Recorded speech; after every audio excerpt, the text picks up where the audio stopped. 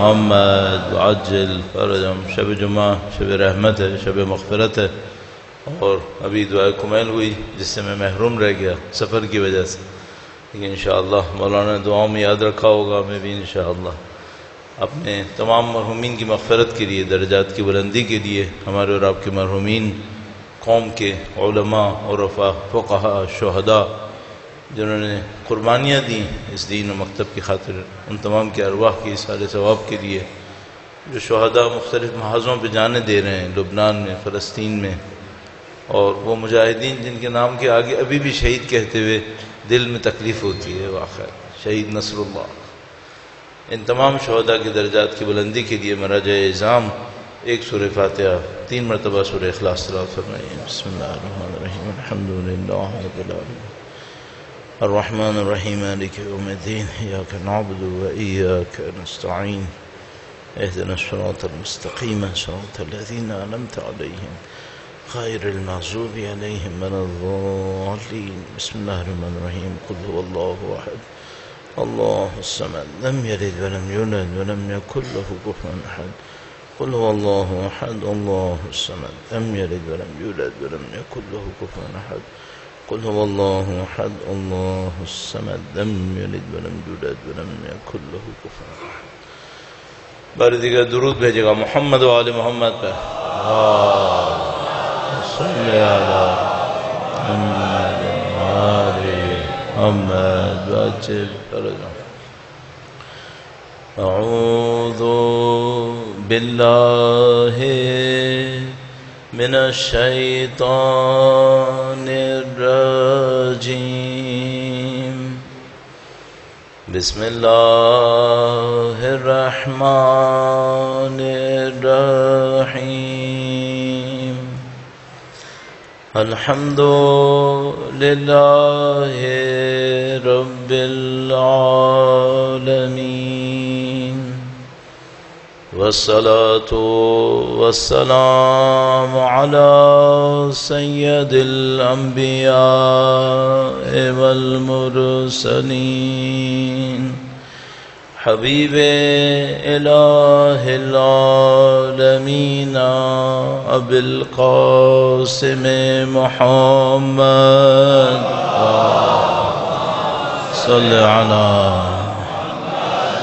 آل محمد وعلى آله الطيبين الطاهرين سيما بقية الله في الأراضين. قال الله تعالى في كتابه الكريم بسم اللہ الرحمن الرحیم. ام حسبت ان اصحاب الكهف والرقیم كانوا من آیاتنا عجبا. درود بھیجے گا محمد و آل محمد. صلی علی محمد و آل محمد وعجل فرجهم. پروردگار عالم کا انتہائی شکر ہے، انتہائی احسان ہے. خدا متعال نے ایک بار پھر یہ سعادت نصیب کی، ذکر اہل بیت اطہار علیہم السلام.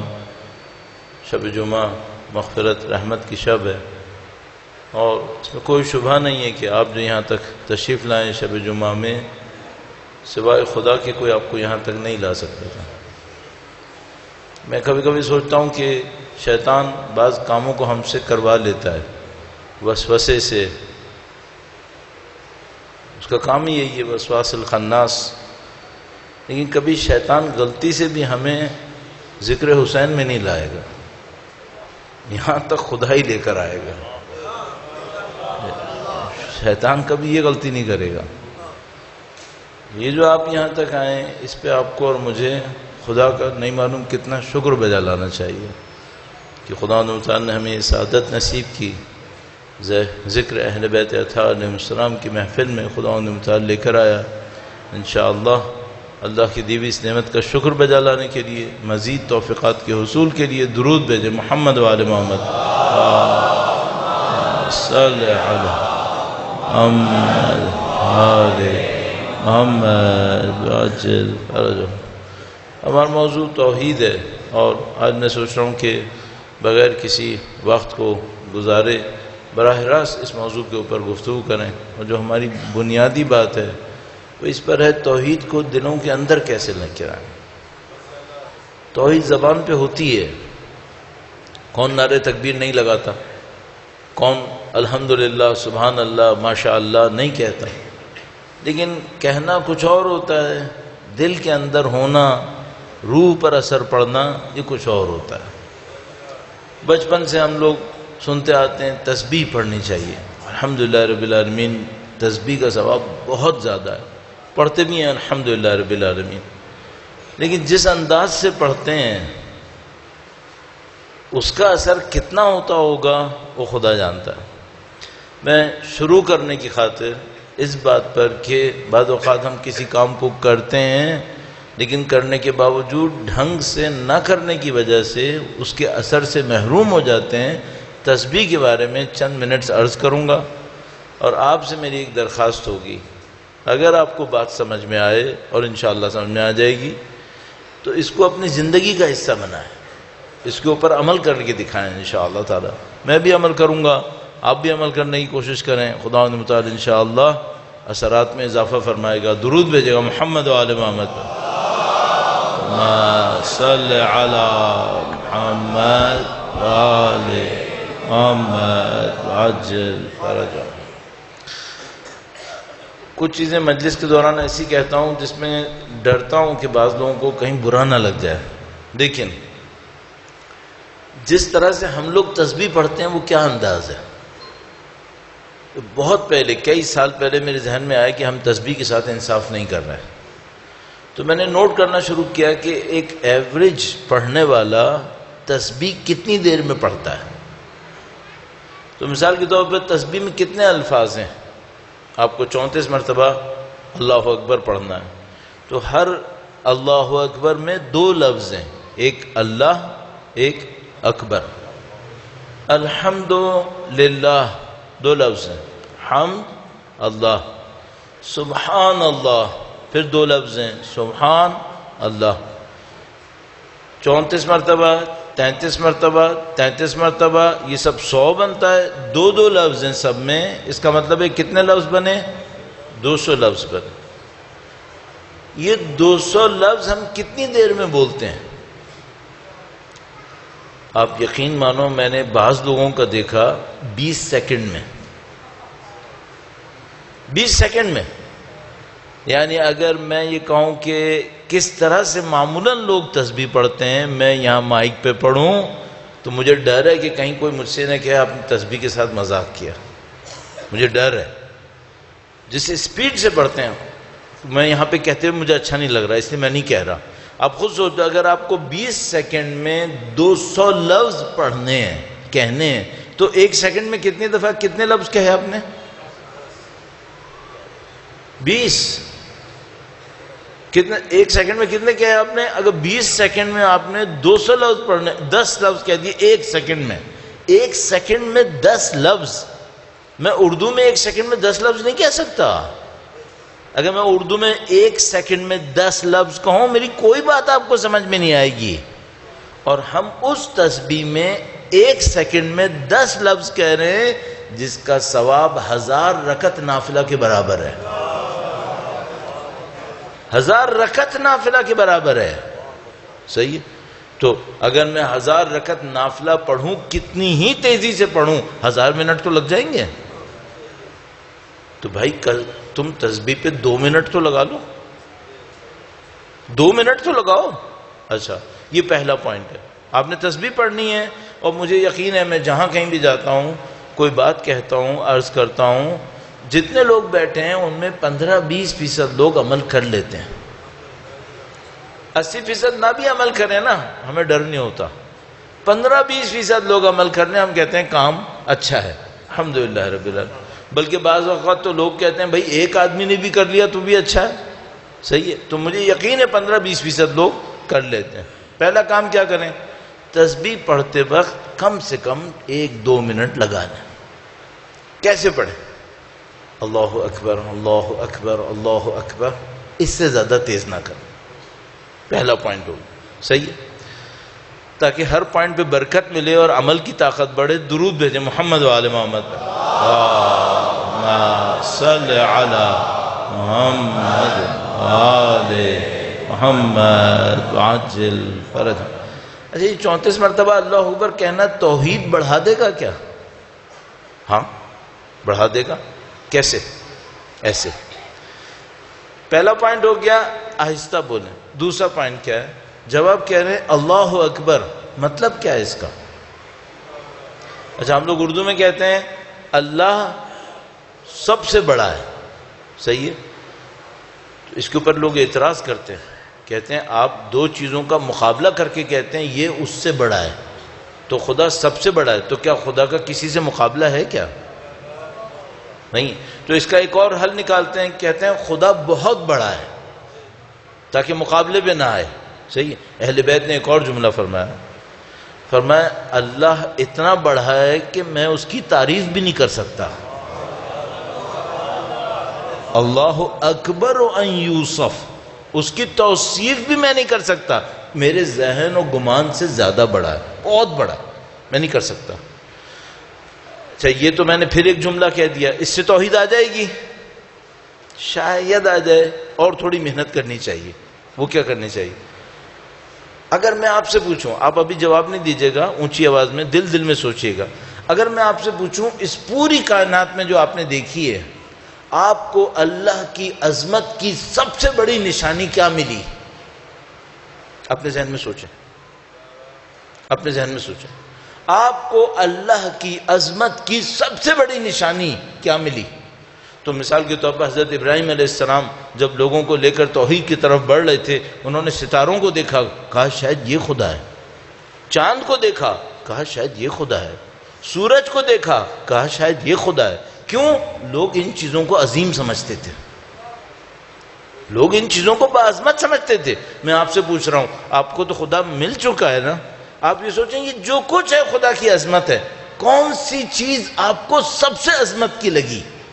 وہ سوچیں اپنے ذہن میں۔ 34 دفعہ اللہ اکبر کہتے وقت خدا کی عظمت کو اپنے ذہن میں لائیں، خدا کی جلالت کو اپنے ذہن میں لے کر آئیں، کبریائی کو اپنے ذہن میں لے کر آئیں۔ توحید آئے گی اس سے؟ ہاں اب آنا شروع ہوگی، اب توحید آنا شروع ہوگی، صحیح ہے؟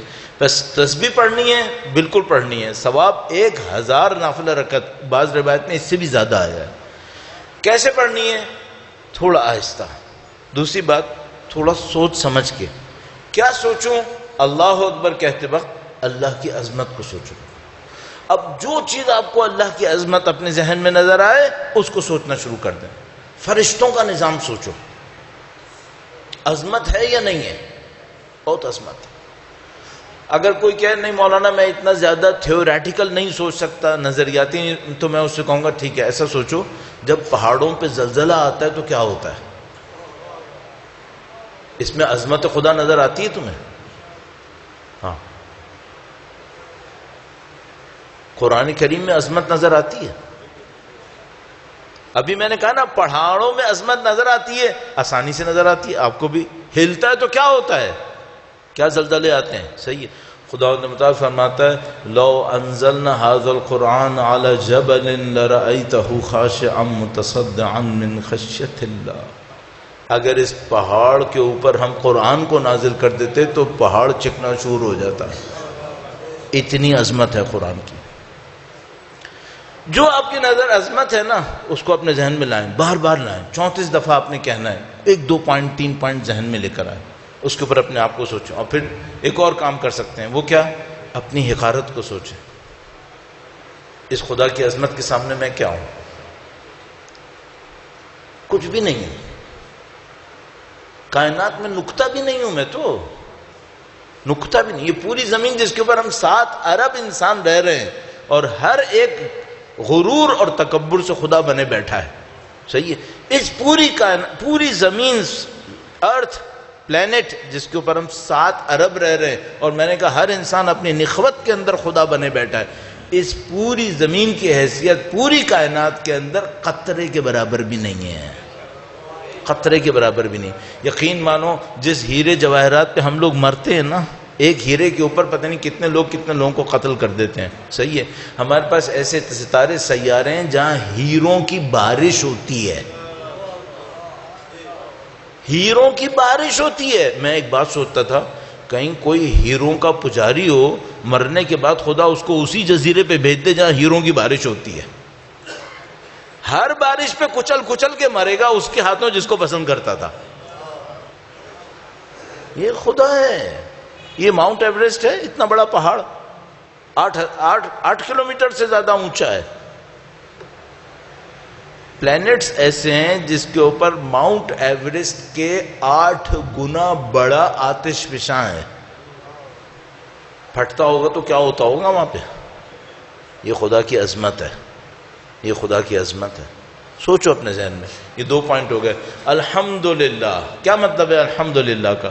تھوڑا سا وقت لگاؤں گا میں، شب جمعہ ہے، چاہ رہا ہوں اس کا ثواب بھی نصیب ہو جائے کسی طریقے سے، اور توحید اس کے ساتھ ساتھ ہمیں آتی رہے۔ درود بھیجیں محمد و آل محمد پر،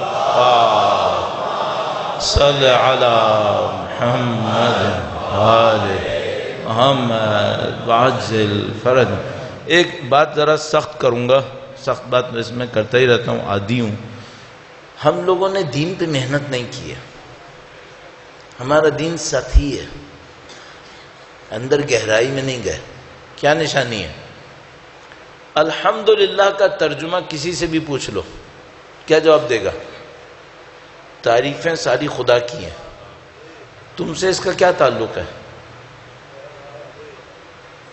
تم سے کیا تعلق ہے؟ تعریف ساری خدا کی ہے، تم سے کیا تعلق ہے اس کا؟ تو کہو میرا خدا ہے۔ تمہارا کنیکشن بناؤ، تمہاری زندگی کا اس جملے سے کیا تعلق ہے کہ تعریف ساری خدا کی ہے؟ کنیکشن بناؤ۔ مشکل میں پڑ جاتے ہیں۔ اب میں کنیکشن دینے کی عرض کرنے کی کوشش کرتا ہوں۔ جب آپ الحمدللہ کہیں گے تو یہ سوچیں گے، کیا سوچیں گے؟ الحمدللہ کا مطلب کیا ہے؟ تعریف ساری خدا کی، کیا مطلب؟ یعنی کائنات میں جو بھی چیز اچھائی ہے اور خیر ہے، کس کی ایجاد ہے؟ اللہ کی۔ مجھ سے کیا تعلق بنا اس کا؟ ہاں، میرے اندر کوئی بھی چیز اگر اچھی ہے خدا کی ہے، خدا کی ہے۔ الحمدللہ۔ اگر یہ ہوگا تو اگر یہ سوچ کے بولوں گا توحید آئے گی؟ ہاں توحید آئے گی۔ کیوں آئے گی؟ کیونکہ میں یہ قبول کر رہا ہوں گا کہ میری زندگی میں جتنی بھی خیر ہے، بھلائی ہے، سب کس کی طرف سے ہے؟ اپنی طاقت نہیں جماؤں گا کسی کے اوپر۔ اگر خدا نے مجھے عزت دی ہے اور عزت خیر ہے، کس کی طرف سے ہے؟ تو تم اپنے باپ کی ملکیت کیوں بناتے ہو اس کو؟ اپنی ملکیت کیوں بناتے ہو؟ اگر ایک آدمی مجھ سے آ کر کہے مولانا آپ نے فلاں کام بہت برا کیا، اچھا لگتا ہے یا برا لگتا ہے؟ برا لگتا ہے۔ اچھا اگر وہ آ کر کہے مولانا آپ نے فلاں کام بہت اچھا کیا، بہت اچھا لگتا ہے۔ بھائی میں نے اچھا کیا تھا یا خدا نے مجھ سے اچھا کروایا تھا؟ یہ مجھے کہنا تھا اس وقت۔ جب کوئی آ کے مجھ سے کہتا کہ مولانا یہ کام آپ نے بہت اچھا کیا، مجھے اس سے کہنا تھا میں نے نہیں کیا ہے، خدا نے کروایا، میں حقیر ہوں، میں نہیں کر سکوں گا۔ یہ مجھے کہنا تھا، اور کہنے سے زیادہ سوچنا تھا، ایمان لانا تھا۔ کیوں؟ الحمدللہ، بھلائی ساری خدا سے ہے، خیر اور اچھائی ساری خدا سے ہے، ہماری ملکیت نہیں ہے یہ۔ اگر کوئی تعریف کرے بھی تو یہ تعریف کس کی ہے؟ اصل میں خدا کی ہے۔ یہ غلطی سے میری کر رہا ہے، اس کو خدا کی تعریف کرنی چاہیے تھی۔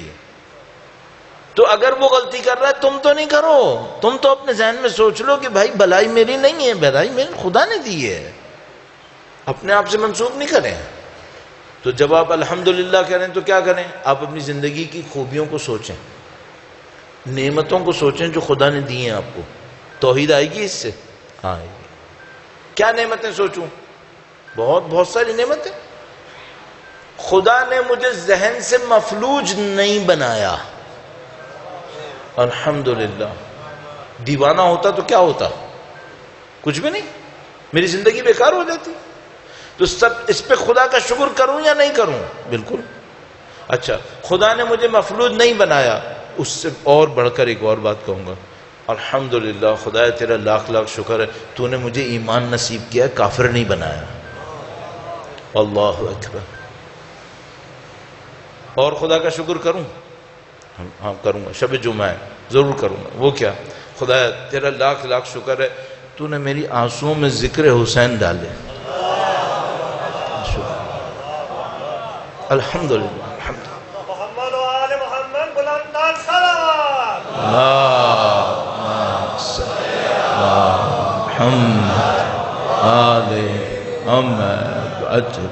خدا تیرا شکر ہے، تو نے مجھے وہ سینہ دیا ہے جو غم حسین کو سمجھتا ہے. الحمدللہ تیرا شکر ہے. خدا تیرا شکر ہے. نعمتوں کو گنو. نعمتوں کو گنوں گا تو کیا ہوگا؟ ان شکرتم لازیدنکم. اس کا ہم لوگ ترجمہ کرتے ہیں. ہم لوگ یہ ترجمہ کرتے ہیں، اگر تم شکر کرو گے تو میں نعمتوں کو بڑھا دوں گا.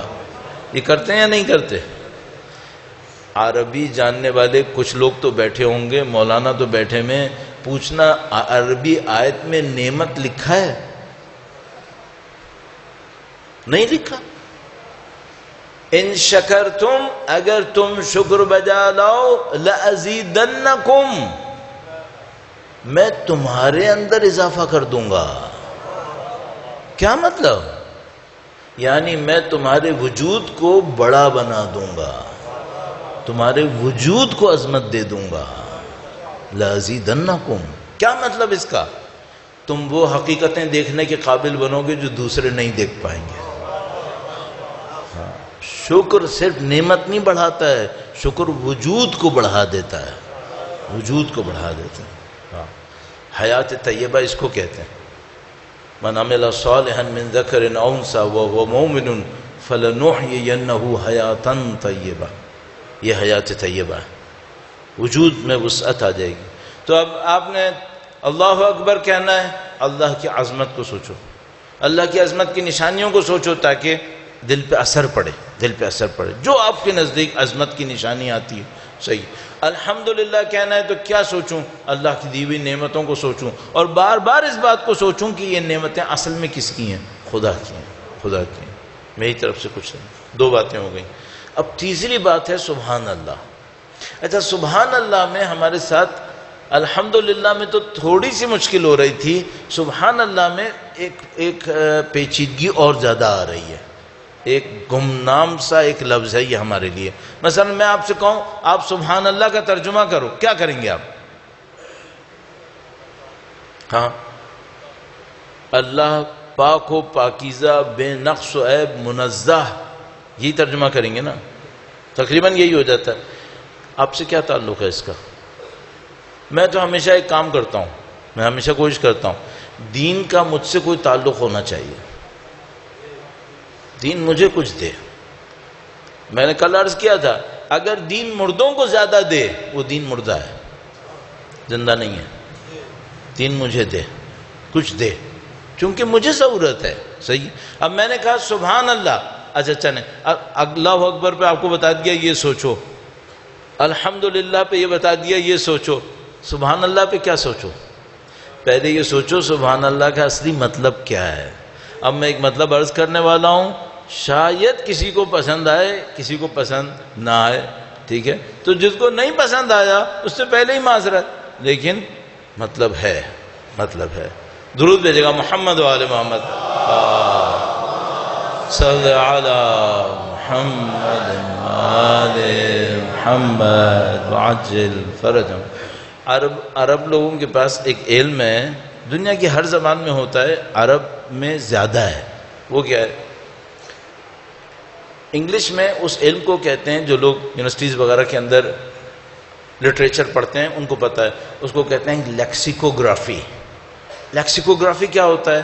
آپ کسی لفظ کے روٹس کو جا کے پکڑتے ہیں، اس کی گہرائی کیا ہے، یہ لفظ کہاں سے نکلا. لفظ اپنے مفہوم تبدیل کرتے رہتے ہیں، مفہوم تبدیل کرتے رہتے ہیں. یہ عجیب بات میں آپ کی خدمت میں عرض کر رہا ہوں، یہ جو لوگ انگلش لٹریچر کو ذرا سا ٹچ کر رہا ہوں، جو لوگ فارچون انگلش میں لفظ استعمال ہوتا ہے، اس کا مطلب کیا ہوتا ہے؟ آج کل فارچون کا مطلب ہوتا ہے پیسہ.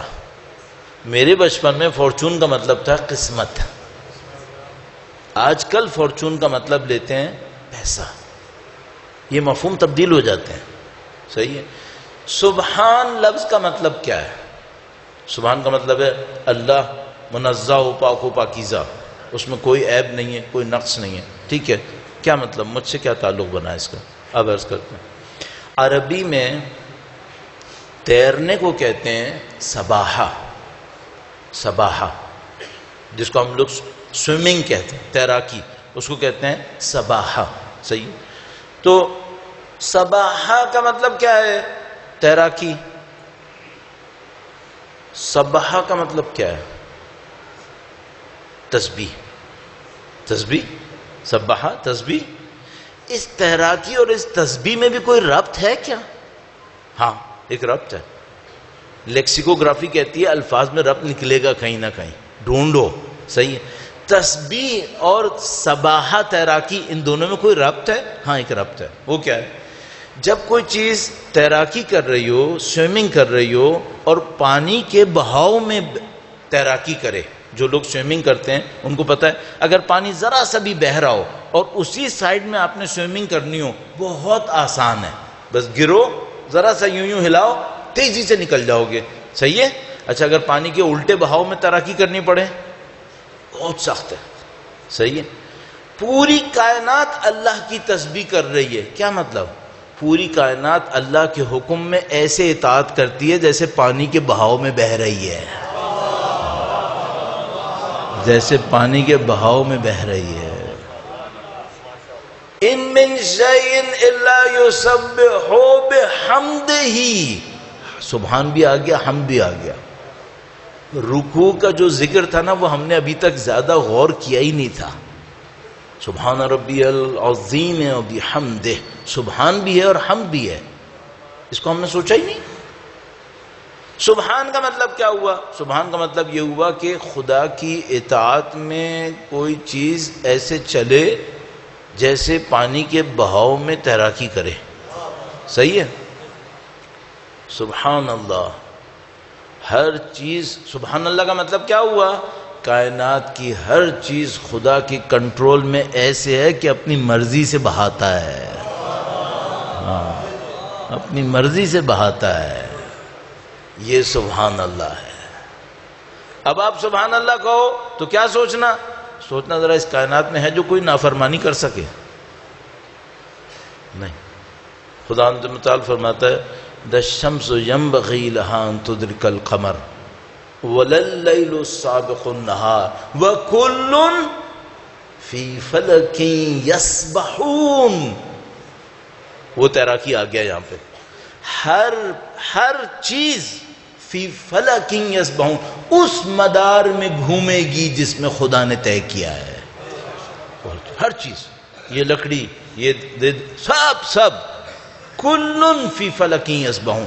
صرف ایک وجود ہے جس سے کہا ہے کہ تم چاہو تو اطاعت کرو، چاہو تو نافرمانی. وہ انسان ہے. باقی کیا ہیں؟ باقی سب تسبیح کر رہے ہیں. ان من شیء الا یسبح بحمدہ ولکن لا تفقہون تسبیحہم. تمہیں ان کی تسبیح سمجھ میں ہی نہیں آتی. ایک عارف تھے، ان کو خدا متعال نے ایک موقع نصیب کیا تو وہ تسبیح سمجھنے لگے. تو ایک آدمی نے دیکھا کہ وہ نماز پڑھتے وقت یوں اپنا سر تھام کے بیٹھے ہوئے تھے. تو اس نے کہا آقا صاحب کیا ہوا؟ کہنے لگے ان مخلوقات کی تسبیح سے دماغ تھک گیا. ان کی تسبیح سے دماغ تھک گیا. اتنا ان کی تسبیح ہے، میں کیا کر رہا ہوں؟ یہ سب تسبیح کر رہے ہیں، سب کی اطاعت ہے. صحیح. بس سبحان اللہ کہتے وقت کیا سوچیں آپ؟ آپ یہ سوچیں گا اب کائنات کی ہر چیز خداوند متعال کی اطاعت میں گزار رہی ہے زندگی، میں کہاں ہوں؟ میں کہاں ہوں؟ اب آپ نے اتنا سن لیا، اب دیکھیں آپ کو شاید مزہ آئے گا کہ محمد سے وفا تو نے، پوری کائنات کہہ رہی ہے ہم تو خدا کی تسبیح میں بہہ رہے، تم بھی بہتے تو ہم بھی تمہارے ساتھ ہوتے، ہم بھی تمہارے ساتھ ہوتے، تم اشارہ کرتے ہم مان لیتے۔ خداوند متعال نے کیا فرمایا حدیث قدسی میں؟ بعض لوگوں نے کہا اس حدیث قدسی کی سند نہیں ہے، میرے خیال میں سند اچھی ہے اس کی۔ اللہ تعالیٰ نے کیا فرمایا حدیث قدسی میں؟ یہ فرمایا کہ عبدی اطیعنی اجعلک مثلی، اے میرے بندے تو میری اطاعت کر، میں تجھے اپنا جیسا بنا دوں گا۔ میں چیزوں سے کہتا ہوں کہ ہو جائے تو ہو جاتی ہیں، تو بھی کہے گا کہ ہو جاؤ تو ہو جائیں گے۔ اچھا کوئی کہے گا مولانا یہ تو آپ شرک کی بات کر گئے۔ نہیں، شرک کی بات نہیں کی۔ شرک کی بات کیسے کریں گے؟ قرآن کریم نے نہیں فرمایا کہ حضرت عیسیٰ علیہ السلام نے کہا میں خلق کروں گا مٹی کے پرندے سے پرندہ بِإِذْنِ اللہ، میں خلق کروں، انی اخلق لکم، میں خلق کروں گا، قرآن کے الفاظ ہیں۔ صحیح؟ سبحان اللہ کا مطلب کیا ہوا؟ ہر چیز خدا کی اطاعت میں بہہ رہی ہے، میں بعض اوقات نافرمانی کرتا ہوں تو مجھے بھی تسبیح کرنی چاہیے۔ یہ تسبیح توحید دے گی یا نہیں دے گی؟ یہ توحید دے گی، پھر یہ تسبیح توحید دے گی۔ اب تھوڑا سا ایک بیک گراؤنڈ اور عرض کروں اور تھوڑا سا بات کو آگے عرض کرتا ہوں۔ درود بھیجے گا محمد و آل محمد، صلی علی محمد و آل محمد وعجل۔ اچھا دوستو، بھائیو، اہل بیت کے آپ چاہنے والے، بی بی کی تسبیح کا آپ احترام کرنے والے، صحیح ہے؟ تسبیح کو سوچ سمجھ کے پڑھو، یہ پوائنٹس عرض کر دیے، سوچ سمجھ کے پڑھو۔ میں آپ سے بھی اس لیے عرض کرتا ہوں، خود بھی اس کے اوپر غور کروں گا تاکہ میرے اوپر بھی اچھا اثر پڑے، آپ بھی پڑھو گے میرے اوپر اچھا اثر پڑے گا۔ ایک بات عرض کر دوں، اگر کوئی شخص، 2 پوائنٹ کہہ چکا ہوں، ایک ہلکا اسپیڈ کم، 2 کیا سوچنا ہے، یہ اب ایک تیسرا پوائنٹ۔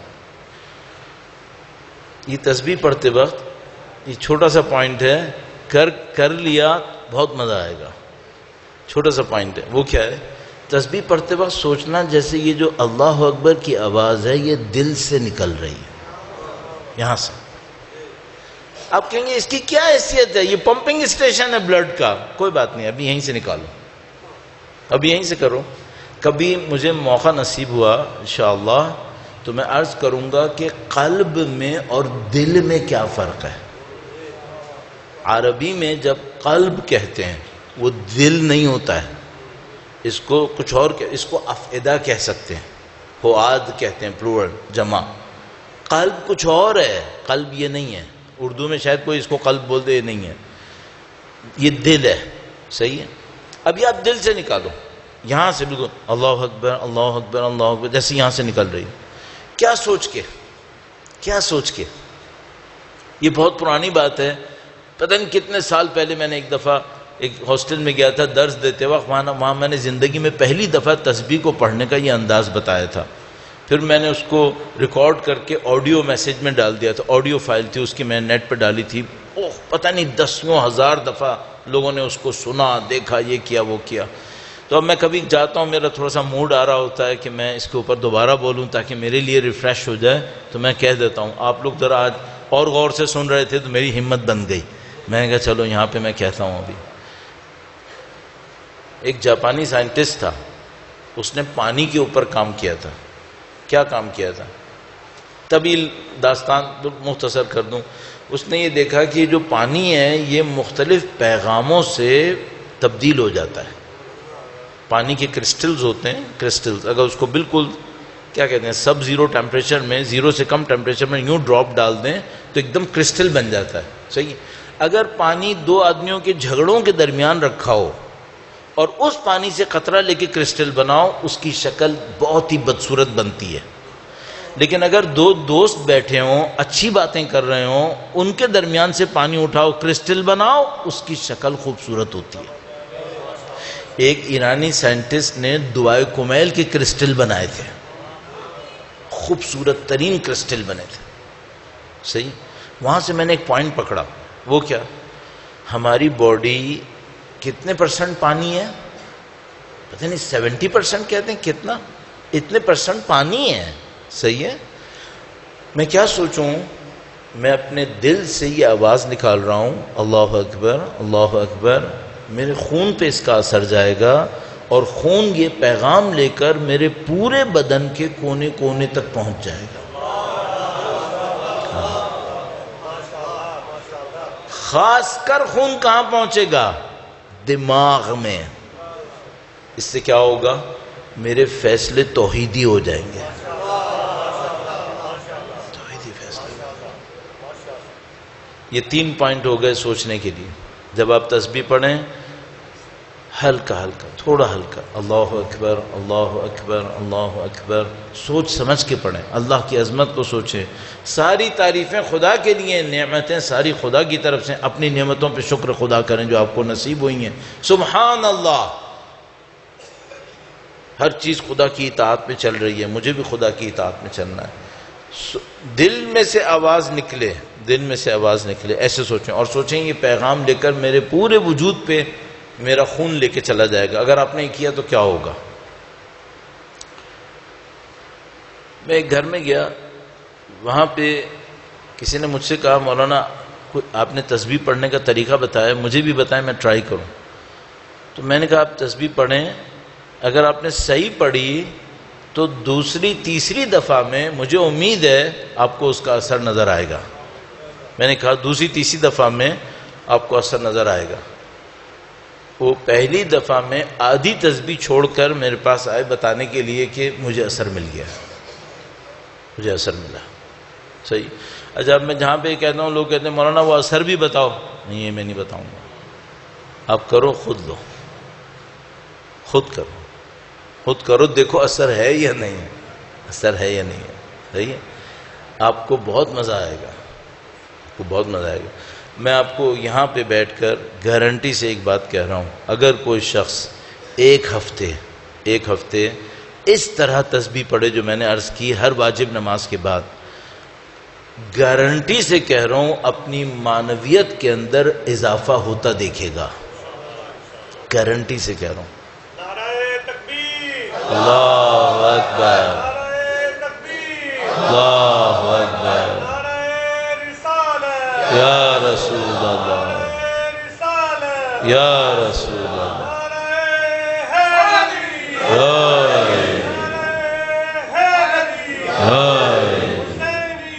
زندہ باد زندہ باد مرحبا مرحبا. اللهم صل على محمد وآل محمد وعجل. پروردگار آپ کی سلامتی میں اور اضافہ فرمائے انشاءاللہ. آپ کے دین و ایمان کی مضبوطی میں اور اضافہ فرمائے انشاءاللہ تعالی. تو عزیزان محترم کل بات ہوئی, عرض ہوئی توحید کو کہاں سے سیکھیں. تو میں نے آج آپ کی خدمت میں یہاں سے شروع نہیں کیا کہ آپ جا کر اصول کافی پڑھیں توحید آئے گی. وہاں سے میں نے شروع نہیں کیا. میں نے کہاں سے شروع کیا؟ میں نے کہا نہیں آپ تسبیح صحیح پڑھیں. تسبیح صحیح پڑھیں. کیوں؟ میں اپنے زندگی میں سوچتا ہوں ہمارے بڑوں نے ہمیں بہت ساری اچھی چیزیں دے دی ہیں, ہم نے توجہ نہ دے کر خراب کی ہیں. صاف بات ہے. ہمارے بڑوں نے بہت ساری اچھی چیزیں دی ہیں, توجہ نہ دے کر ہم نے خراب کی. صحیح. آپ تسبیح کو صحیح پڑھیں. تسبیح کو صحیح پڑھیں. آپ یقین مانو یہ وہ چیز ہے جو ایرانیوں نے پاکستانیوں سے سیکھی ہے.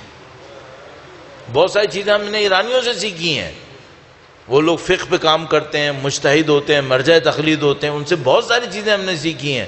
لیکن کچھ چیزیں ایسی ہیں جو ایرانیوں نے ہم سے سیکھی ہیں. ان میں سے ایک چیز تسبیح ہے. کیوں؟ 1984 میں پہلی دفعہ طالب علم بن کے ایران گیا تھا. شاید 100 میں 2 آدمی تسبیح پڑھتے ہوں گے. نہیں پڑھتے تھے تسبیح. اب پڑھتے ہیں. اب پڑھتے ہیں. علماء نے ان کو غیرت دلائی. وہ لوگ پڑھتے ہیں تم کیوں نہیں پڑھتے؟ اب پڑھتے ہیں. پہلے زیارت بھی زیادہ نہیں پڑھتے تھے نماز کے بعد, ہم لوگ سب پڑھتے تھے. اب پڑھتے ہیں وہ بھی. صرف زیارت میں ایک درخواست کرنا چاہ رہا ہوں, جہاں ابھی پہلے تھا گجرانوالہ میں، وہاں بھی یہ درخواست کی تھی، آپ سے بھی زیارت کے لیے درخواست کروں گا۔ تسبیح کے لیے تو کہہ دیا نا، ابھی تفصیل سے کہہ دیا۔ توحید اس میں آ رہی نظر یا نہیں آ رہی؟ صحیح ہے، کوئی ایسا نہ ہو بعد میں مجھ سے کہ مولانا توحید آپ کا موضوع تھا، آپ نے اس پہ بات ہی نہیں کی، یہ توحید کے لیے کہیے۔ صحیح، اب زیارت کے لیے 2 جملے عرض کروں گا، چند جملے عرض کروں گا، درود بھیجے گا محمد و آل محمد پر۔ صلی علی محمد آل محمد عاجل فرجہم۔ پہلی بات زیارت کے لیے، زیارت پڑھتے وقت ہمیں کس طرح ہونا چاہیے؟ زیارت پڑھنا ہے نا، اچھا مجلس کے بعد زیارت پڑھیں گے ابھی یہاں پہ یا نہیں پڑھیں گے؟ شاید پڑھیں گے، صحیح، معمولاً پڑھتے ہیں۔ جب زیارت ہو رہی ہوتی ہے تو لوگ کیا کر رہے ہوتے ہیں؟ میں ایک جملہ بتاؤں، زیارت ختم ہونے کا انتظار کر رہے ہوتے ہیں۔ ہاں، زیارت ختم ہونے کا انتظار کر رہے ہوتے ہیں۔ کیوں ایسا ہے؟ ان کو زیارت کا پتہ نہیں ہے، اس لیے ایسا ہے۔ زیارت کا مطلب کیا ہے؟ زیارت میں کوئی جملہ غائب نہیں ہے،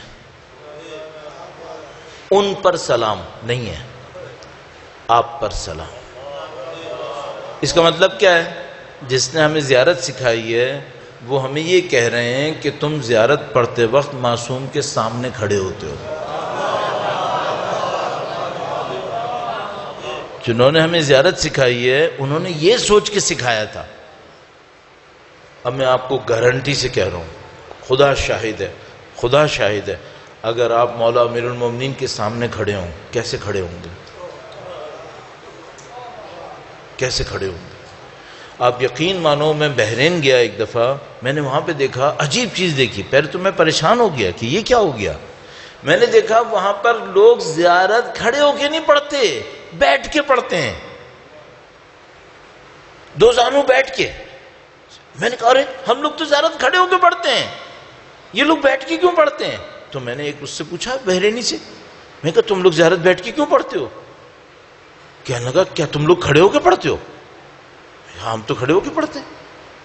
کہنے لگا تمہیں یہ ہمت کیسے آئی کہ معصوم کے سامنے کھڑے رہتے ہو؟ کہنے تمہیں یہ ہمت کیسے آئی؟ بھیا بھائی شاید ہم نے سوچا ہی نہیں کبھی ایسا۔ کہنے لگا ہم میں تو ہمت نہیں ہے، ہم تو جب معصوم کے سامنے اپنے آپ کو سوچتے ہیں تو ہم فوراً بیٹھ جاتے ہیں کہ ہم قدموں کے نیچے ہی رہیں گے، پھر اس سے زیادہ ہم نہیں سوچ پاتے۔ چلو تم کھڑے ہوتے ہو نا، میں بھی کھڑا ہوتا ہوں، کلچرلی میں بھی کھڑا ہوتا ہوں۔ صحیح، ایک کام کرو، کھڑے ہونے کے انداز سے پتہ نہیں چلنا چاہیے کس کے سامنے کھڑے ہو؟ پتہ ہونا چاہیے نا۔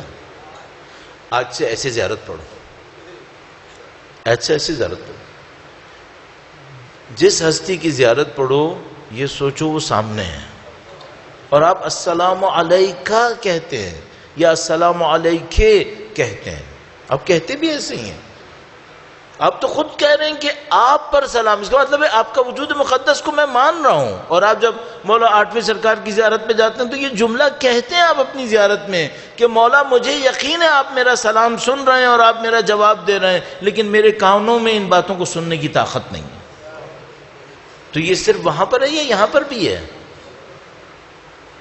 یہاں پر بھی ہے، یہاں پر بھی ہے۔ یقین مانو ایک بندہ تھا، بندے خدا، ایک دفعہ میرے پاس آیا، بہت پہلے کی بات ہے، میں اس زمانے میں ایک جگہ نماز جمعہ پڑھاتا تھا کبھی کبھی، اور جمعے سے پہلے درس ریگولر دیتا تھا۔ تو ایک دن میرے پاس آیا، کہنے لگا مولانا اب اتنا وقت کے امام کا تذکرہ کرتے ہیں، میں وقت کے امام کے لیے کیا کروں؟ تو میں نے کہا ایسا کرو دعائے عہد لوگوں کو دیا کرو کہ دعائے عہد پڑھ لیا کر۔ کہنے لگا ٹھیک ہے۔ تو وہ ہر جمعے دعائے عہد کی فوٹو کاپیز کروا کے لاتا تھا، اچھی سی پلاسٹک کوٹنگ وغیرہ کرا کے، اور وہ لوگوں کو دیتا تھا کہ پڑھ لیا کرو۔ فوت ہو گیا ایک دن، اس کے بیٹے نے مجھے فون کیا، کہنے لگا میرے بابا کا انتقال ہو گیا۔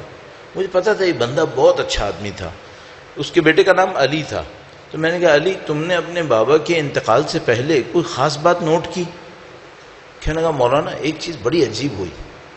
میں نے کہا پوچھا کیا ہوا؟ کہنے لگا مولانا مرنے کے وقت زوال کا وقت ہو چکا تھا، وہ شدید طبیعت خراب تھی ان کی، ہم ہاسپٹل میں تھے، زوال کا وقت ہو چکا تھا۔ تو میں نے بابا سے کہا کہ بابا آپ رکیں، میں ابھی نماز پڑھ کے آتا ہوں۔ تو کہنے لگا مجھے ساری زندگی بابا نے کہا تھا اول وقت نماز پڑھنا، ساری زندگی.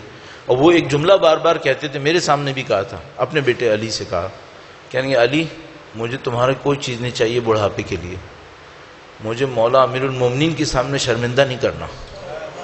بس ایک بیٹا تھا اس کا، کہنے لگا بیٹا مجھے تم سے کچھ نہیں چاہیے، صحیح میں بوڑھا مر جاؤں جیسا بھی ہو جائے، مرنے دو کوئی مسئلہ نہیں، مولا کے سامنے مجھے شرمندہ نہیں کروانا، ایسی زندگی گزارنا کہ میں مولا کے سامنے شرمندہ نہ ہوں کہیں.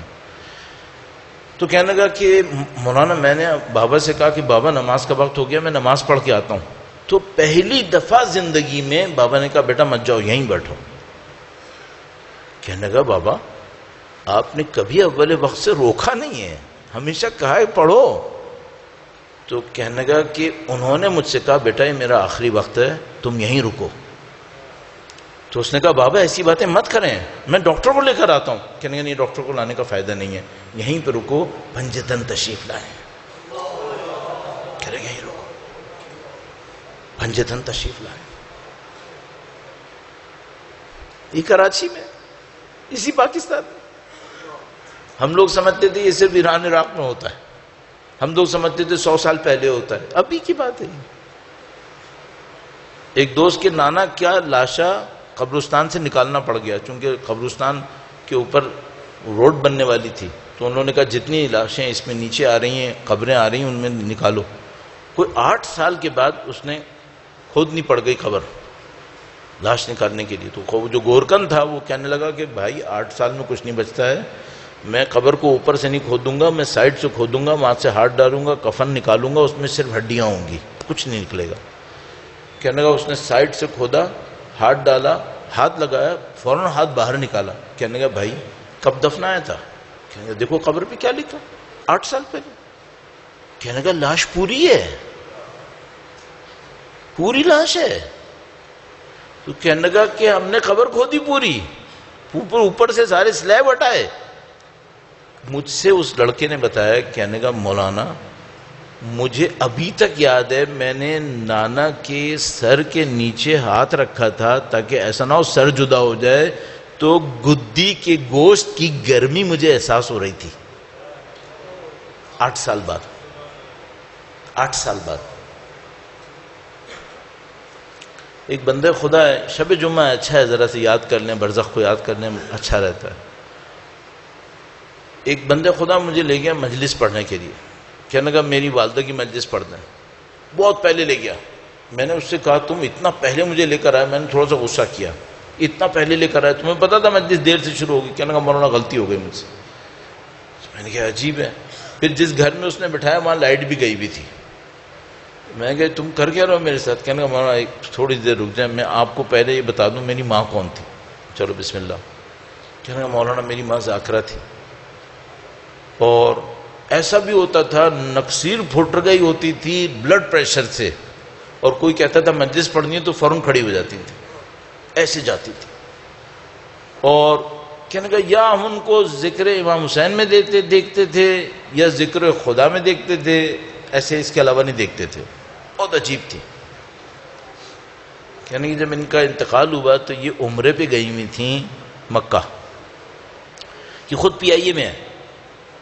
تو کہنے لگا مجھے خبر ملی کہ میری والدہ کا ہارٹ اٹیک ہو گیا، پتہ نہیں طبیعت خراب ہو گئی. تو کہنے لگا میں فوراً فلائٹ سے گیا جدہ، اور ان کو مکہ سے جدہ ہاسپٹل لے گئے تھے. کہنے لگا میں جدہ میں اترا لیکن جدہ ہاسپٹل نہیں گیا. میں نے کہا پہلے میں مکہ جاؤں گا، خانہ کعبہ میں طواف کروں گا، ماں کے لیے دعا کروں گا، پھر میں جدہ آؤں گا اپنی ماں کو دوبارہ دیکھنے کے لیے. تو کہنے لگا میں خانہ کعبہ میں تھا، میں طواف کر رہا تھا، تو میں اوپر دیکھ رہا تھا مینار کے اوپر، اللہ کے سامنے گڑ گڑا رہا تھا کہ میری ماں کو صحیح کر دے، میری ماں کو صحیح کر دے. تو کہنے لگے اچانک مجھے کسی نے آواز دی اور کہا کہ اگر تمہاری ماں بی بی سیدہ کے پاس ہوں اب بھی آئیں واپس.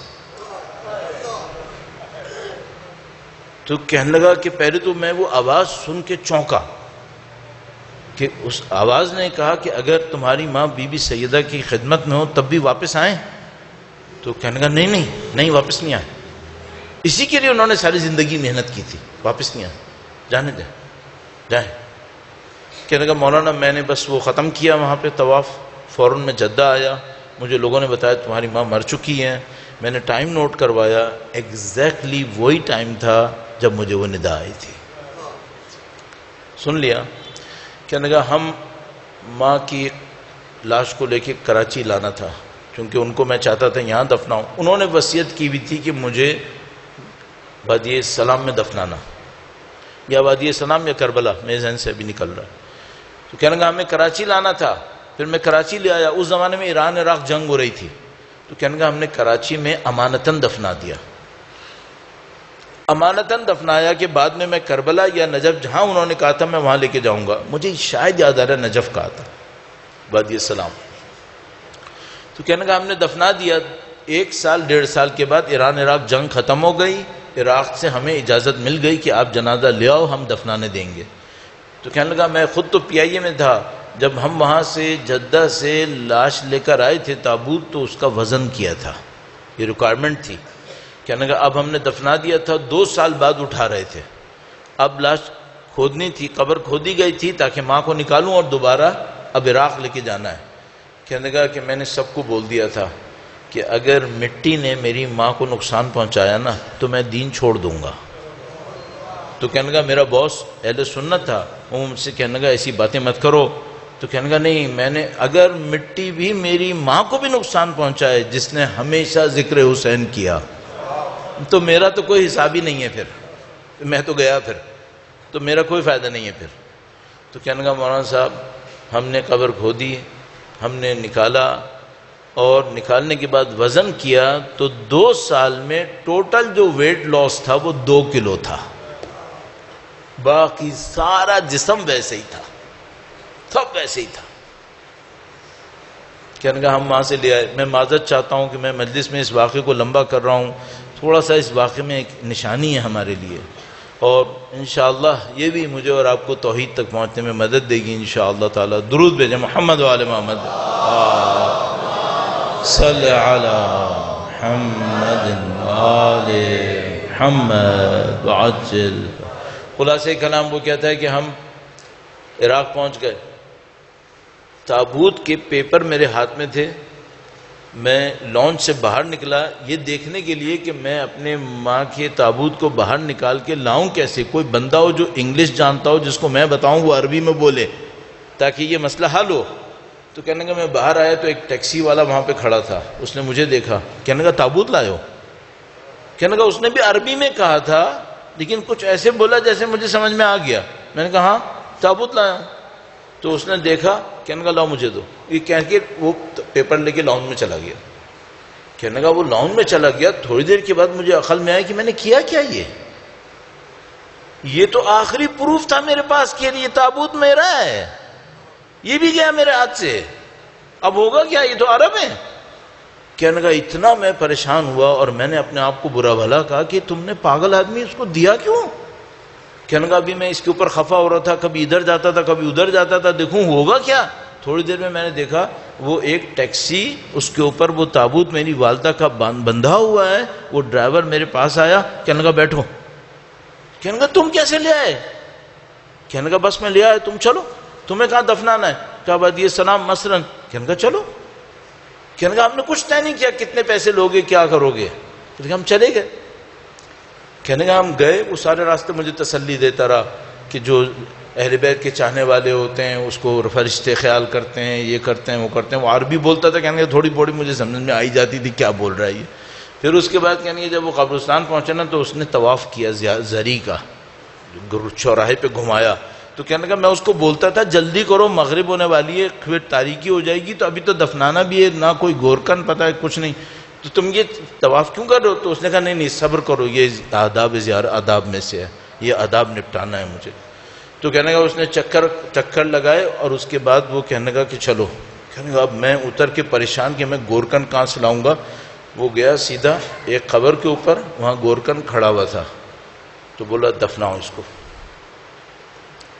میں بہت خوش ہوا کہ الحمدللہ رب العالمین سارے کام نبٹ رہے ہیں. کہنے اس کے بعد میں بتا رہا ہوں نا آپ کو، میں اندر دھڑکن ہو رہی ہے. کہنے کا ہم نے دفنانا شروع کر دیا. جب قبر تیار ہو گئی ان کو لٹا لیا. اب میں نے کہا میں تلقین پڑھنے کے لیے تیاری کرتا ہوں. تو ایک سید آئے. انہوں نے کہا رکو میں تلقین پڑھوں گا. کہنے کا ان کی ہیبت اتنی تھی کہ میں ان سے نہیں کہہ پایا کہ آپ کی محرم ہے، آپ کیوں پڑھیں گے؟ کہنے کا میں نہیں کہہ سکا. کیونکہ وہ سید اترے، انہوں نے تلقین پڑھی، بہت رلا کے پڑھی. کہتے ایسی تلقین پڑھی میں روتا رہا. اس کے بعد وہ تشریف فرما ہوئے، ہم سب نے مٹی ڈالی. کہنے جب وہ مٹی ڈال لی، میں نے بھی تھوڑی سی مٹی ڈالی، پانی ڈالا، پھر میرا دل اتنا بھرا میں ماں کی قبر پہ گر کے رونے لگا. کہنے کا میں اس کو اپنی جیسے گود میں لے کر روتا رہا، بہت دیر روتا رہا. کہنے کا مجھے پتہ نہیں چلا کتنی دیر رویا. جب میں اٹھا تو میں دیکھا سب غائب ہو گئے. وہ ٹیکسی ڈرائیور، وہ سید، وہ گورکھن، سب غائب. کہنے کا میں حیران رہ گیا کہ میں جس ٹیکسی والے کو ایئرپورٹ سے یہاں تک لایا تھا اس نے مجھ سے 1 روپیہ نہیں لیا ابھی. کم از کم اس کو تو پیسے دے دیتا، میں گورکھن کو تو بعد میں دیتا. سید کون تھے مجھے نہیں پتا. کہنے کا میں 5 دن رکا اور 5 دن ٹیکسی اسٹینڈز پہ جا جا کر ہر بندے سے پوچھتا رہا کہ بھائی ایسا کوئی ٹیکسی ڈرائیور ہے؟ انہوں نے کہا ہمیں نہیں معلوم، ہمیں نہیں ملا. میں یہ سارا جملے کیوں بتایا، کیوں آپ کا وقت لیا؟ میں ایک بات کہنے کے لیے وقت لیا. تم یہ مت سمجھنا اہل بیت ہمیں بھول جائیں گے،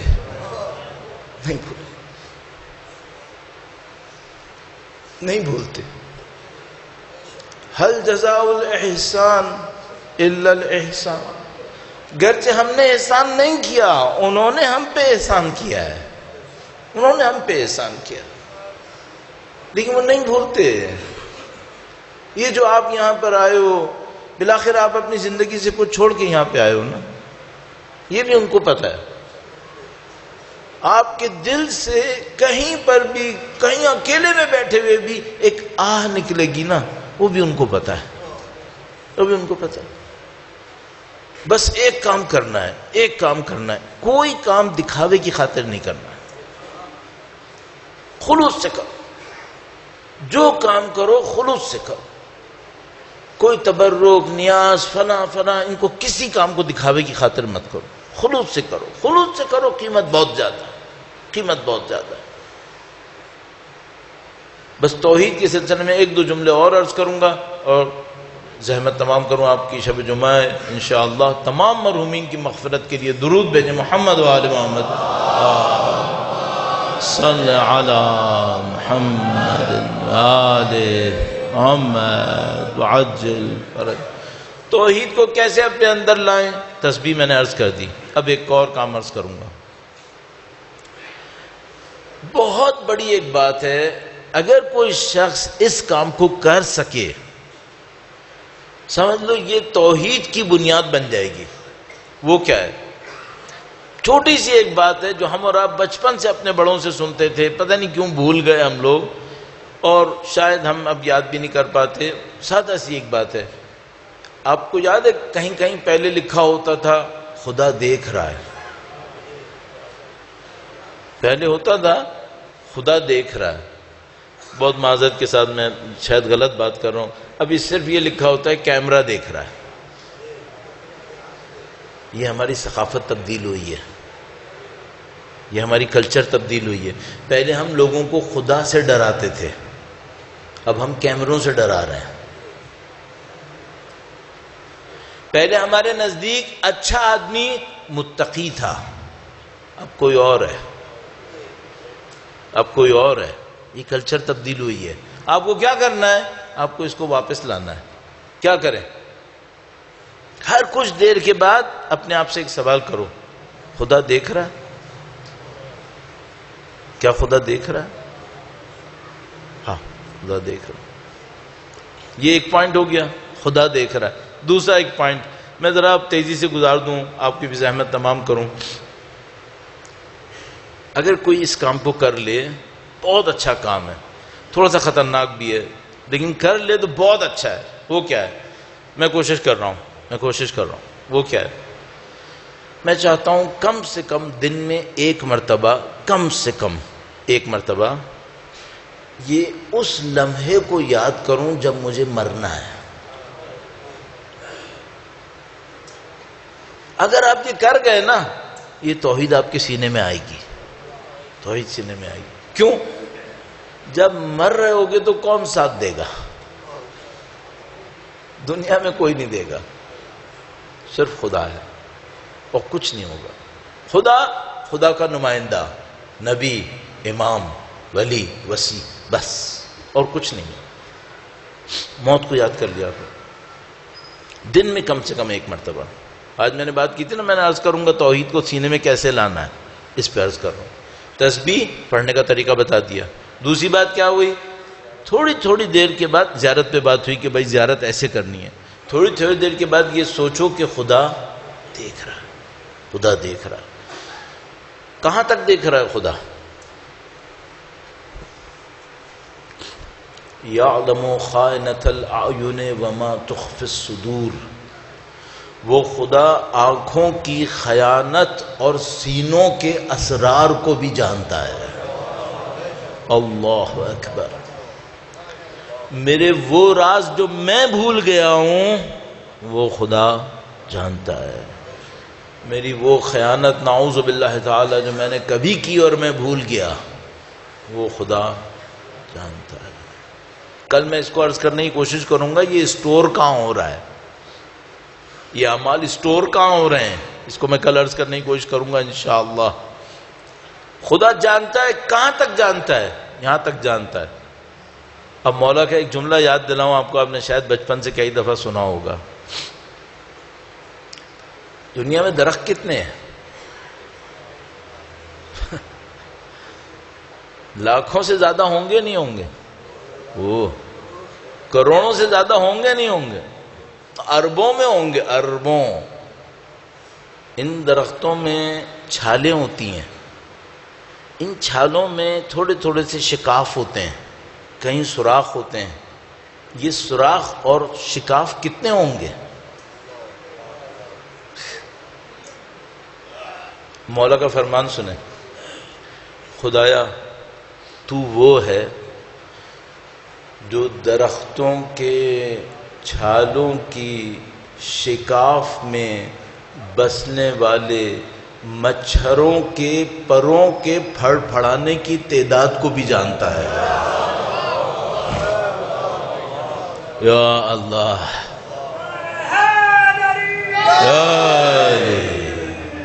اللہ اکبر، اللہ اکبر. دیکھو بھائی، ہم لوگ مولا کے ماننے والے ہیں.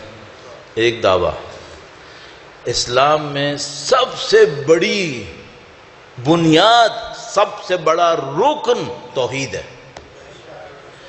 اب میں ایک دعویٰ کرتا ہوں آپ کی طرف سے، تمام اصحاب رسول میں کوئی ایک صحابی لاؤ جس نے توحید امیر المومنین کی آدھی بتائی ہو. کوئی ایک لاؤ. نہیں ہو سکتا. توحید وہاں سے آئی ہے، توحید وہاں سے آئی.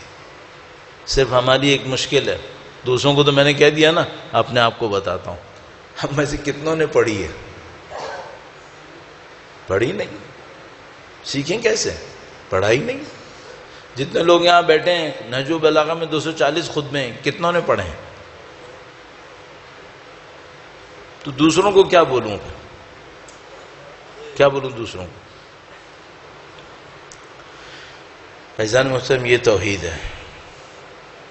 خدا ہے، سب جانتا ہے. اس کو سوچو کہاں جمع کرتا ہے، یہ کل عرض کروں گا. دوسری بات، موت کو یاد کرو. بہت ساری خواہشوں پہ جو انسان کنٹرول نہیں کر پاتا نا، اس کی وجہ یہ ہے کہ موت کو یاد نہیں کرتا. موت کو یاد کرو. شب جمعہ ہے، شب جمعہ بہت برکتوں کی شب ہے. شب جمعہ میں کچھ نہ کچھ روز ہر رات سے بڑھ کر لیا کرو. ہر رات سونے سے پہلے کچھ نہ کچھ انسان دعائیں پڑھتا ہے، قرآن کی آیت پڑھتا ہے. شب جمعہ میں کچھ اور کرے، کچھ بڑھ کے کر لے. صبح جمعہ کچھ اور کرو، جو نہیں کرتے وہ بھی کرو. کل صبح جمعہ ہوگی، زیارت اہل یاسین پڑھو. وقت کے امام کی زیارت اہل یاسین صبح جمعہ پڑھو. روز بھی پڑھتے ہیں لوگ، بعض لوگ ہر روز پڑھتے ہیں، نہیں پڑھتے ہر روز، صبح جمعہ پڑھو. شب جمعہ سونے سے پہلے کچھ نہ کچھ پڑھ لو. کوئی نماز، کوئی دعا، کوئی ایک نماز میں بتاتا ہوں ایسے ہی، شب جمعہ ابھی بھی عرض کر دیتا ہوں، میں سوچتا ہوں مجھے ثواب ملے گا، میں کیوں موقع ضائع کروں؟ سورہ فاتحہ، سورہ کافرون، سورہ اخلاص، پہلی رکعت میں، دوسری رکعت میں بھی یہی، سورہ فاتحہ، سورہ کافرون، سورہ اخلاص، صحیح ہے؟ 2 رکعت ہے، دونوں کو پڑھ لیں۔ نیت کیا کریں گے؟ 2 رکعت نماز پڑھتا ہوں اموات امت محمدی کو ہدیہ کرنے کے لیے، امت محمدی کے اموات کو، مردوں کو ہدیہ کرنے کے لیے، قربتاً الی اللہ، فاتحہ، کافرون، اخلاص، دونوں رکعت میں ایسے۔ ایک روایت ہے ہمارے پاس کہ اگر کوئی اس نماز کو ہر شب جمعہ پڑھتا رہے، خدا اس کو جنت میں محل نصیب کرے گا۔ یہ کہانی میرے پاس کیسے آئی؟ ایسے آئی، میں اپنے والدین کا تذکرہ کرتا ہوں تاکہ اس کو ان کا نام مجلس کے دوران آ جائے، شاید وہاں ان کو اہل بیت کا قرب نصیب ہو جائے۔ شاید میرے والد کا انتقال ہوا، کچھ عرصے کے بعد میرے والد کسی کے خواب میں آئے اور ان سے کہا، مرتضیٰ سے کہنا، مجھ سے کہنے، تمہیں یقین ہو گیا ہے کہ تم نے آخرت میں گھر بنا لیا؟ کہا اس سے کہنا، میرا نام لیا، اس سے کہنا تمہیں یقین ہو گیا ہے کہ تم نے آخرت میں گھر بنا لیا؟ جس سے کہا تھا اس نے مجھے بتا دیا کہ تمہارے بابا خواب میں آئے تھے، انہوں نے یہ کہا۔ میں کہا صحیح ہے۔ اب میں جا کے دیکھتا ہوں روایت میں اس دنیا میں گھر بنتا کیسے ہے، کوئی تو راستہ ہوگا نا، 3-4 راستے تھے، ایک یہ نماز تھی، ایک یہ نماز تھی، ایک اور راستہ تھا، کیا؟ اللہ کا گھر بناؤ۔ اس دنیا میں جو اللہ کا گھر بنائے گا، خدا اس دنیا میں اس کو گھر دے گا۔ ایک اور راستہ ہے، وہ کیا ہے؟ یتیموں کا خیال کرو۔ جو اس دنیا میں یتیموں کا خیال کرے گا، اس دنیا میں خدا اس کو گھر دے گا۔ صحیح ہے کہ میں شب جمعہ کی برکت سے عرض کیا ہے، عزیزو میرا دل بہت بھرا ہوا ہے اس وقت، حقیقت مانو بہت دل بھرا ہوا ہے۔ کیوں؟ ساری امیدیں ہیں اللہ سے کہ اے خدایا ہم اہل بیت کے ماننے والے ہیں، تو ہم پہ رحم فرما، اس کے سوا کوئی امید نہیں ہے۔ تو مجھے دعائے کمیل کا وہ جملہ بار بار اس وقت دل میں آ رہا ہے، وہ کیا؟ ارحم من راس مالہ الرجا، خدایا اس پہ رحم کر جس کا کوئی عمل نہیں ہے، اس کا سب سے بڑا سرمایہ بس ایک امید ہے، اس کے سوا کچھ نہیں، بس ایک امید ہے۔ اور ہمارے دلوں میں بس ایک امید ہے، وہ کیا ہے؟ اے خدایا، میں اب آپ کی نمائندگی میں عرض کروں گا خدا سے، خدایا تو جانتا ہے اس دنیا میں، آج کی دنیا میں، ماضی میں، تاریخ میں، ہم نے اہل بیت کا ساتھ دیا، چاہے سامنے کوئی بھی آیا، کوئی بھی آیا سامنے، اس کو ہم نے رد کیا، اور کس کا ساتھ دیا؟ اہل بیت اطہار۔ اور یہ ہم نے قانون بنا لیا، جو سامنے آئے گا، مخالفت پہ آئے گا اہل بیت کے، کبھی اس کا ساتھ نہیں دیں گے، اور ہمیشہ ساتھ اس کا دیں گے جو اہل بیت کا ساتھ دے گا۔ خدایا جب ہم نے دنیا میں یہ قانون بنایا تو ہمیں آخرت میں اہل بیت سے دور کیسے کرے گا؟ ہم نے تو دنیا میں بھی یہ قانون بنایا کہ ہم ہمیشہ اہل بیت کا ساتھ دیں گے، اور خدایا ہم تو اس آرزو میں جی رہے اور اس آرزو میں مرنے کے لیے تیار ہیں کہ تیری حجت کی تشریف آوری ہونی ہے، ان کی تشریف آوری ہونی ہے، اور وہ تشریف لائیں گے اور انشاءاللہ ہم ان کا ساتھ دیں گے۔ عزیزان محترم، یہ جو آپ نے اور میں نے اہل بیت اطہار کا غم اپنے دلوں میں بسایا ہوا ہے، خدا اس کو نظر انداز نہیں کرے گا، خدا اس کو یاد رکھے گا۔ آج شب جمعہ ہے، 2 جملے مصائب کے عرض کروں۔ کس کے مصائب کے عرض کروں؟ ہر انسان کا اپنا تجربہ ہوتا ہے۔ آپ لوگ مصائب ایک خاص انداز میں سنتے ہو، مجھے اندازہ ہے، میں مصائب ایک اور طرح سے پڑھتا ہوں، اس کا بھی مجھے اندازہ ہے، لیکن میں ایک بات پہ مطمئن رہتا ہوں، بالکل لوگوں سے ہٹ کے، بالکل ہٹ کے. مجھے صرف ایک بات پتہ ہے، مجھے مصائب میں تمہیں نہیں رلانا ہے، مجھے اپنے آپ کو رلانا ہے بس. اگر آپ رو لیے میں نہیں رویا، مجھے کیا ملا؟ مجھے آپ کو نہیں رلانا ہے، مجھے اپنے آپ کو رلانا ہے. مصائب میں مجھے یہ کرنا ہے.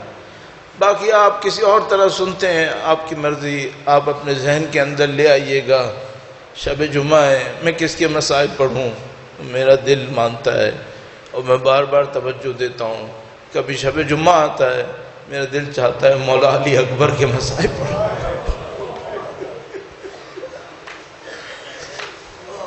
مولا علی اکبر.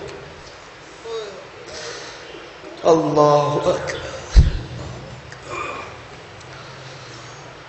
سید الشہداء کے سامنے جب علی اکبر آئے الوداع کرنے کے لیے،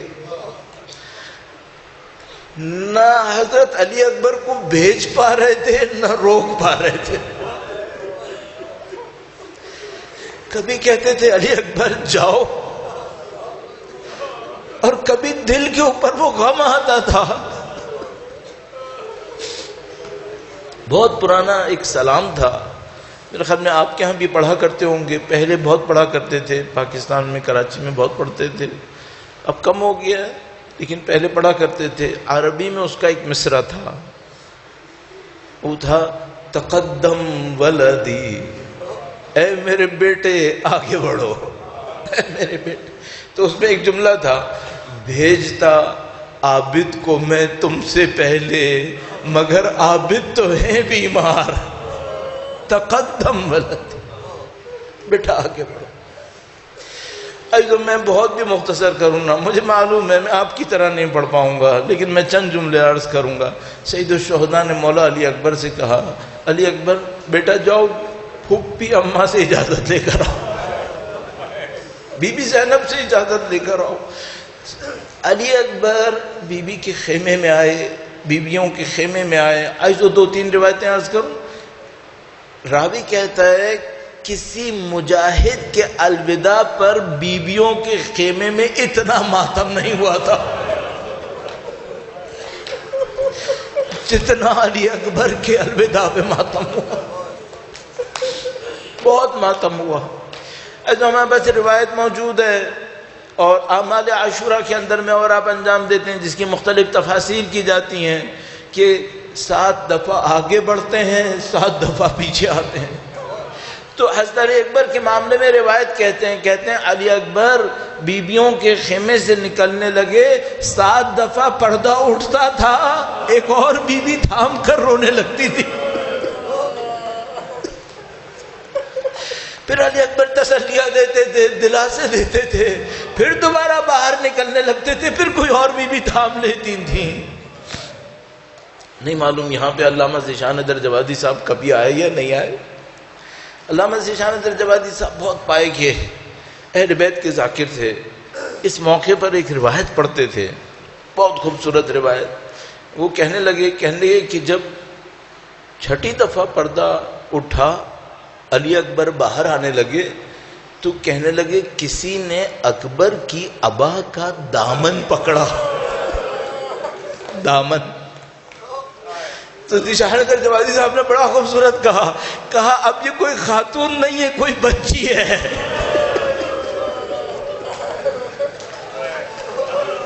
اب یہ کوئی بچی ہے جس نے علی اکبر کا دامن پکڑا ہے. علی اکبر الوداع کے لیے آئے سید الشہداء کے پاس. سید الشہداء نے علی اکبر کو الوداع کیا. ایک دشمن انتظار کر رہا تھا، اس نے علی اکبر کی طرف اشارہ کیا، کہا میں اس کو ماروں گا. سید الشہداء نے ہاتھ اٹھائے اور کہا خدا تیری نسل کو ایسے ہی ختم کرے جیسے تو میری نسل کو ختم کرنا چاہتا. نہیں معلوم مولا کے رؤوف دل پہ کیا گزر رہی ہوگی. ایسے ایک روایت پڑھتے ہیں، میں 2-3 روایتیں پڑھوں گا صرف.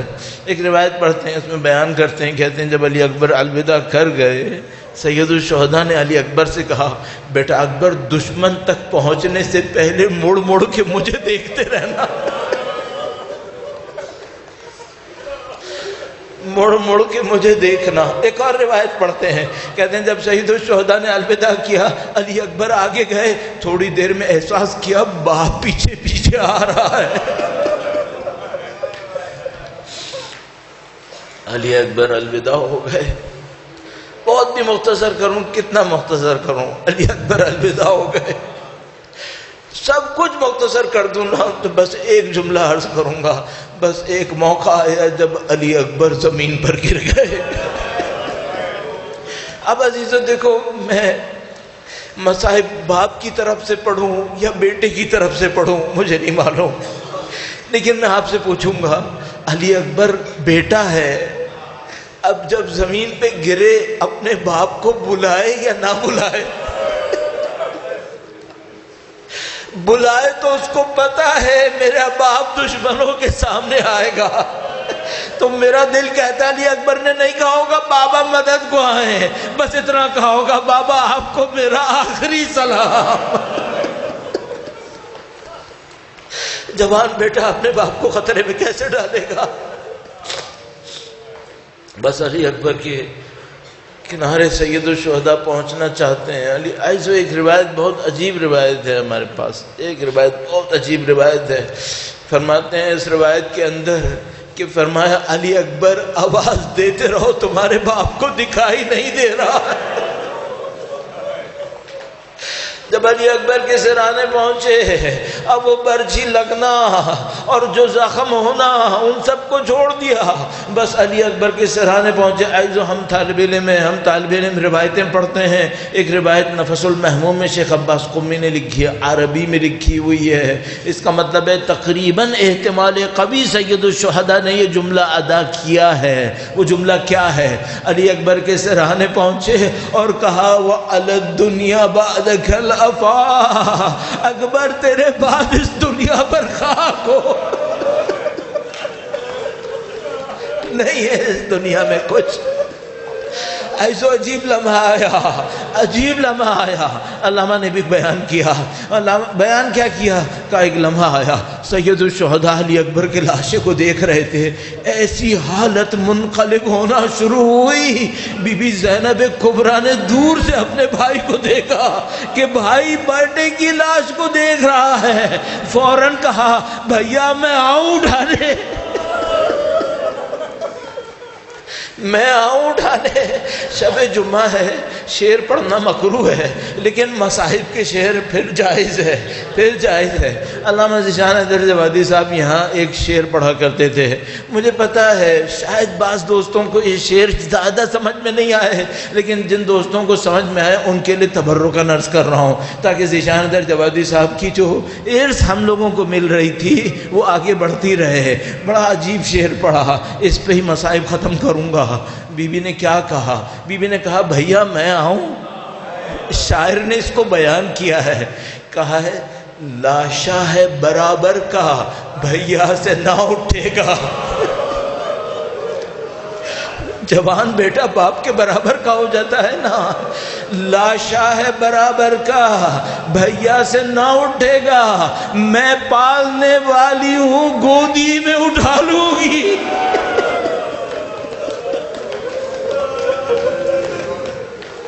میں پالنے والی ہوں گودی میں اٹھا، الا لعنت اللہ علی القوم الظالمین۔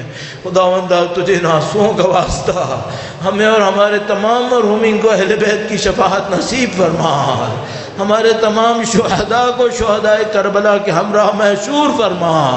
خدایا جن ظالموں نے غزہ میں لبنان میں ظلم کیا ہوا ہے، خدایا اس ظالم صہیونیت کو نیست و نابود فرما۔ اے پاک پروردگار تجھے واسطہ نبی اولاد نبی کا ہم میں سے جو بیمار ہیں انہیں شفاء عاجل نصیب فرما، جو مشکلات میں ہیں پاک پروردگار بالاخص وہ لوگ جو بے گناہ جیلوں کے اندر ہیں، بے حق امام سجاد آزادی اور رہائی نصیب فرما۔ اے پاک پروردگار تمام دعائیں تیری حجت کے لیے پاک پروردگار، تجھے واسطہ سید الشہداء کے مصائب کا، تجھے واسطہ بی بی زینب کبریٰ کے مصائب کا، سید و سردار مولا اور آقا امام آخر الزماں کے ظہور میں تعجیل فرما، ان کے لشکر کی تعداد میں اضافہ فرما۔ اے پاک پروردگار ہمیں ان کی نصرت کی سعادت نصیب فرما، اس راہ میں شہادت نصیب فرما۔ ربنا تقبل منا انک انت السمیع العلیم بجاہ نبیک وعترتہ الطاہرین۔ درود بھیجے محمد و آل محمد۔